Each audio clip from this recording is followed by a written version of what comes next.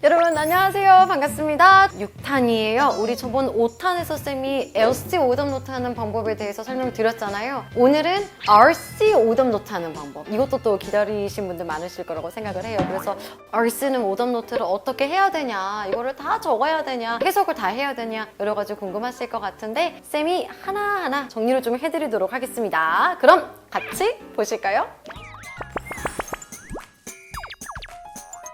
그럼 일단 우리가 파트 5 먼저 생각을 좀 해볼게요. 파트 5 문제 푸는 거 좋아하시죠? 왜? 그거 빨리 문제 풀 수 있으니까. 파트 7 독해 같은 거는 또 푸는 거 별로 안 좋아하시잖아요. 아무래도 집중을 훨씬 더 많이 해야 되다 보니까. 근데 그래서 또 생겨나는 폐해 중에 하나가 문제 푸는 것만 좋아해요. 빨리빨리 풀고 빨리빨리 매기고 틀리면 틀리는 대로 뭐 비 좀 맞네 이러면서 오늘은 좀 많이 맞았네 이러면서 그냥 그때그때 기분에 좌지우지 되시는 분들이 굉장히 많으시거든요. 그래서 일단 쌤이 알려주고 싶은 오답노트 방법은요, 2가지가 있어요. 책에다가 바로 하는 스타일, 아니면 오답노트를 따로 작성하는 스타일.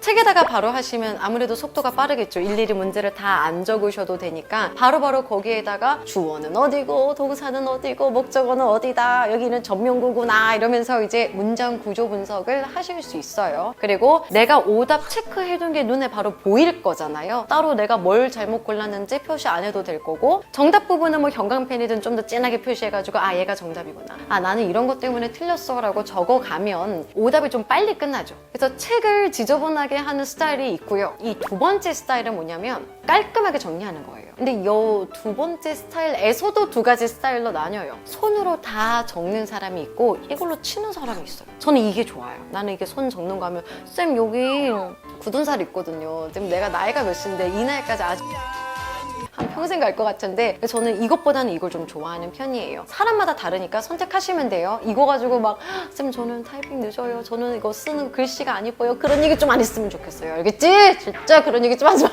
선택하시면 돼요. 여러분들한테 좋은 걸로. 그래서 어쨌든 아 나는 뭐 이렇게 해야지, 뭐 나는 이걸 쳐야지. 근데 여기서 중요한 건 다단을, 그러니까 2단으로 나누는 거죠.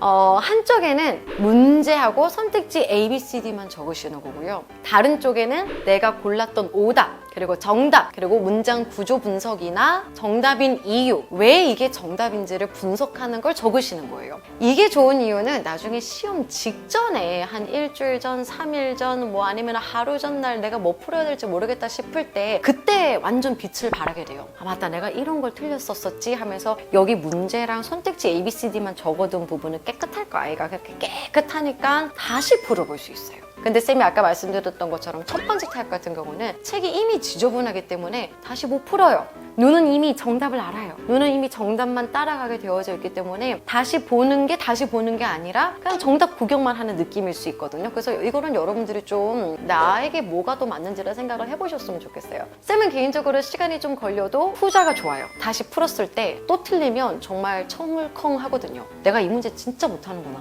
내가 이런 유형은 정말 약하구나, 또 나오면 또 맞출 수 있을까라는 이 두려움이 공부를 해 나가는 과정이라고 생각을 해요. 그래서 무조건 다시 한번 풀어보기 위해서 쌤은 2단으로 나뉘어가지고 2단으로 나뉘어가지고 깔끔하게 정리, 아시겠죠?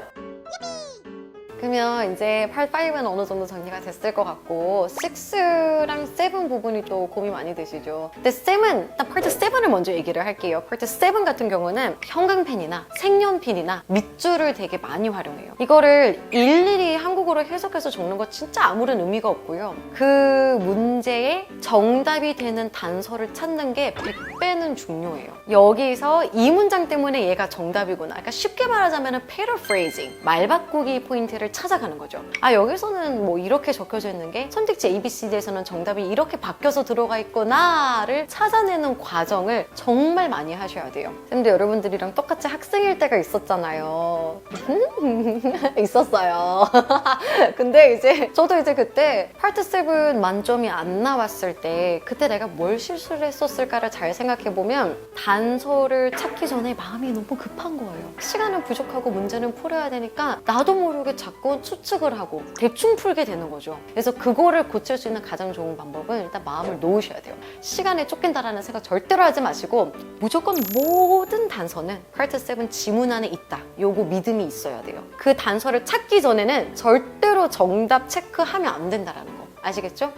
자, 그리고 이제 마지막으로 바로 Part 6입니다. 얘를 마지막에 이야기한 거는 아무래도 Part 6가 파트 5하고 7하고 좀 접목한 느낌이 있잖아요. Part 6는 전체 지문, 한 지문 내에서 문법도 물어보고 어휘도 물어보고 문장 삽입도 들어가 있는 유형이에요. 그래서 Part 7의 어떤 흐름, 이 지문 전체에 대한 흐름을 파악하는 것도 중요하면서도 정확하고 구체적인 문법적인 사항과 토익이 요구하는 어휘의 어떤 수준을 다 알아야지만 풀 수 있는 게 바로 Part 6죠. Part 6는 지문의 길이가 워낙 길기 때문에 이거를 다 쓰거나 뭐 심지어 타이핑하는 것도 시간이 좀 오래 걸릴 수 있잖아요. Part 6는 책에다가 바로 하는 것도 나쁘지 않을 것 같아요.